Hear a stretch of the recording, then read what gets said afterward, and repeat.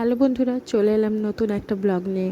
তো সবাইকে আমি ফেসবুকে বলেছিলাম যে আমি গণেশ পুজো যাচ্ছি, তার জন্য আমি 3 দিনের জন্য অ্যাক্টিভ থাকতে পারবো না। তো ওই 3 দিনেরই 3টে ব্লগ ছাড়বো বলেছিলাম।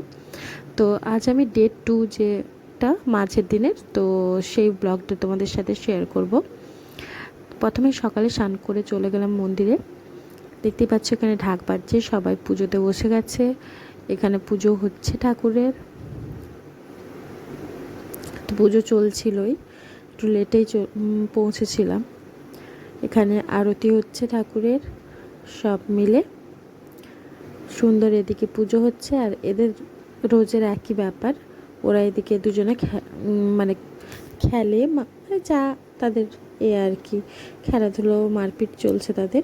আর আমাদের যেটা চলে ফটো সেশন, সেটাও হচ্ছিল।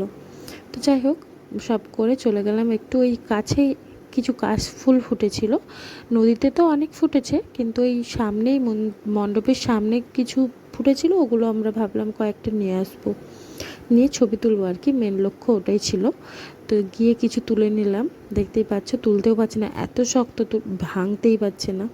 তো যাই হোক, তুলে চলে গেছি, লোকের খেতে চলে গেছি। গিয়ে ভাবলাম কিছু ভিডিও করব।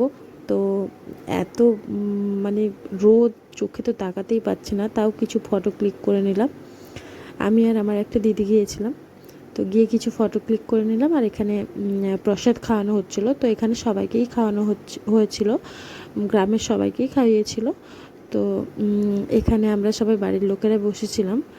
দিয়ে এখানে লাড্ডু দিয়েছিল, গণেশের প্রসাদ তো সবাই জানো যে লাড্ডু তো থাকবেই। প্রথমে লাড্ডু, তারপর ছিল খিচুড়ি। খিচুড়িটা সত্যি কথা বলতে খুবই ভালো লেগেছিলো। সব কিছু মানে যেটা হয় আর কি, ভোগের খিচুড়ি, সব কিছু ছিল এর মধ্যে, নারকেল, বাদাম, আর এত অসাধারণ স্বাদ ছিল কি বলবো। সঙ্গে ছিল একটা 5 মেশালি যে সবজি, বড়ি টড়ি দিয়ে বানিয়েছিল, অসাধারণ টেস্ট ছিল। তারপর পাঁপড় ভাজা, চাটনি, যা থাকে প্রসাদ তো। আর কিন্তু কথাই আছে, ভোগ দর্শনে দুর্ভোগ কাটে, তো অবশ্যই এটা খুবই ভালো। তো যাই হোক, খেটে রেস্ট করে আরও সন্ধেবেলা বেরিয়ে পড়লাম। তো এটা হচ্ছে মণ্ডপটা। মণ্ডপের আগের দিকে কিছু আমরা ফটো তুলছিলাম, বা সবাই মিলে একটু আড্ডা দিচ্ছিলাম রাত্রেবেলা। আর ভেতরে চলছিল পুজো। তো আমরা ভেতরে একটু গিয়ে দেখলাম যে তখন ঠাকুরের সন্ধ্যা আরতি হচ্ছিল।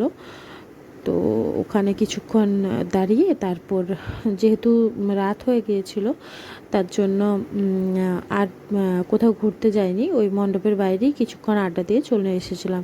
তো এইভাবেই কাটালাম দিনটা, খুব ভালো কাটলো।